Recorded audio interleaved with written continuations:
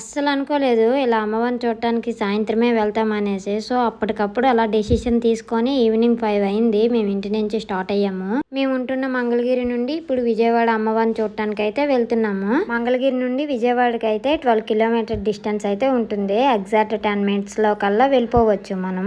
ఇప్పుడు మేము విజయవాడ ఘాట్ రోడ్డు మీదుగా అయితే వెళ్తున్నాము. అమ్మవారి గుళ్ళోకి వెళ్ళి తీరా చూస్తే ఒక్కటే జనం. ఎందుకనంటే ఇవాళ ఏదో స్పెషల్ డే అంట. అస్సలు మాకు తెలీదు. అనుకోకుండా వెళ్ళినా ఇదే మంచి రోజు. కుంభాభిషేకం అయితే జరిగింది అమ్మవారికి. మాకు దర్శనం అయితే బాగా జరిగింది. అమ్మవారిని చూడగానే ఒక్కసారిగా మనల్ని మనం మైమర్చిపోతాం కదా, అంత పవర్ఫుల్ గా ఉంటారు అమ్మవారు. అమ్మవారి ముఖంలో ఆ కళే అసలు వేరు. అంత బాగుంటారు అమ్మవారు. మనకు అది కావాలి ఇది కావాలని ఓ తెగ ఐరాణ పడిపోతాం కదా. అమ్మకు తెలుసు ఎవరికి ఏమి ఇవ్వాలా అని. ఏంటి మాకు దర్శనం అయిపోయిందా? మా ఖుషిగాడు ఇంకా అల్లరి మొదలు పెట్టాడు. వాడు ఎక్కడున్నా అంతే. అసలు ఖుషిగాడు రేలింగ్ మామయ్య టైప్ అన్నమాట. అందరూ వీడిని పలకరిస్తారు. వీడు కూడా అందరికి హాయ్ చెప్తూ అయితే ఉంటాడు. ఖుషిగాడు అల్లరి ఒక్కోసారి కోపాన్ని తెప్పించినా చాలా సరదాగా అయితే ఉంటుంది అవన్నీ తలుచుకుంటే. అమ్మవారికి దగ్గరలో ఉన్నాం అన్న మాటే గాని ఎప్పుడో గాని రాము మేము.